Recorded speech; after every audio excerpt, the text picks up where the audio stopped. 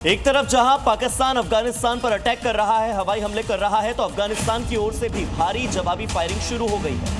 इसकी वजह से सीमा क्षेत्र में तनाव बढ़ गया है। सुरक्षा बलों ने हालात नियंत्रण में लेने के लिए मोर्चा संभाल लिया है। स्थानीय लोगों को सुरक्षित जगहों पर जाने की सलाह दी गई है। फिलहाल किसी बड़े नुकसान की कोई खबर नहीं है, लेकिन वार पलटवार हो रहा है। सीमा क्षेत्र में तनाव बढ़ चुका है।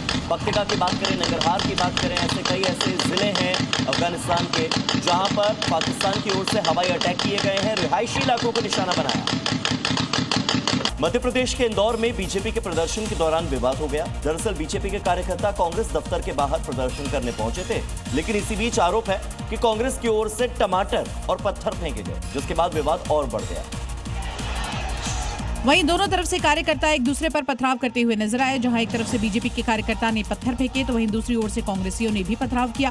इस बीच पुलिस प्रदर्शनकारियों को हटाने की कोशिश करती रही, लेकिन प्रदर्शनकारी मानने को ही तैयार नहीं थे। तो वहीं लगातार नारेबाजी के बीच दूसरी तरफ से टमाटर भी फेंके गए। सड़कों पर टमाटर पत्थर पड़े हुए दिखाई दिए।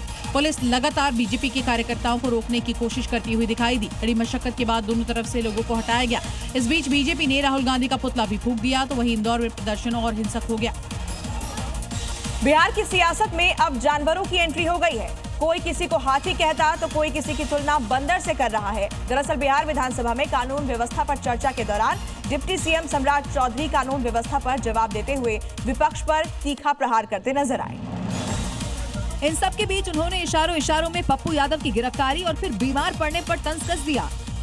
वहीं विवाद बढ़ा तो पप्पू यादव की तरफ से भी जवाब आ गया। उन्होंने सम्राट चौधरी की तुलना बंदर से कर दी और लिखा, नाबालिग था अब बंदर बन गया, इस बंदर के हाथ में बिहार है।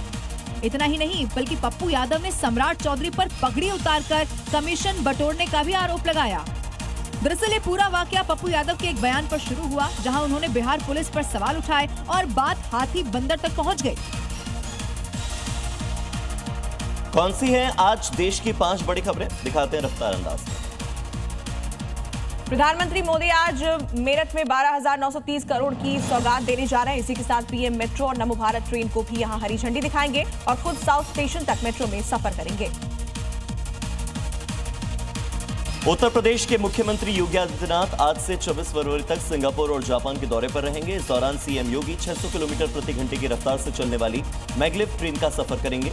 टोक्यो से करीब 45 किलोमीटर दूर श्री राम मंदिर और हनुमान मंदिर में दर्शन पूजन भी करेंगे।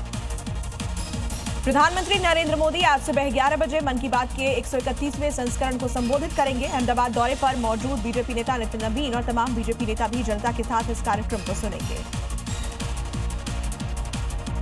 अमेरिका के राष्ट्रपति डोनाल्ड ट्रंप ने वहां की सुप्रीम कोर्ट के झटके के बाद वैश्विक टैरिफ को पहले 10% बढ़ाया, अब उसे भी 15% कर दिया है। अदालत ने एक दिन पहले ही उनके आपातकालीन टैरिफ अधिकारों पर रोक लगाई थी, जिसे ट्रंप ने अमेरिका विरोधी फैसला बताया। पश्चिम बंगाल विधानसभा चुनाव 2026 के लिए कांग्रेस ने एकला चलो का नारा बुलंद कर दिया है। दिल्ली में मल्लिकार्जुन खड़गे और राहुल गांधी की बैठक के बाद पार्टी ने लेफ्ट से नाता तोड़ते हुए राज्य की सभी 294 सीटों पर अकेले चुनाव लड़ने का औपचारिक ऐलान कर दिया है।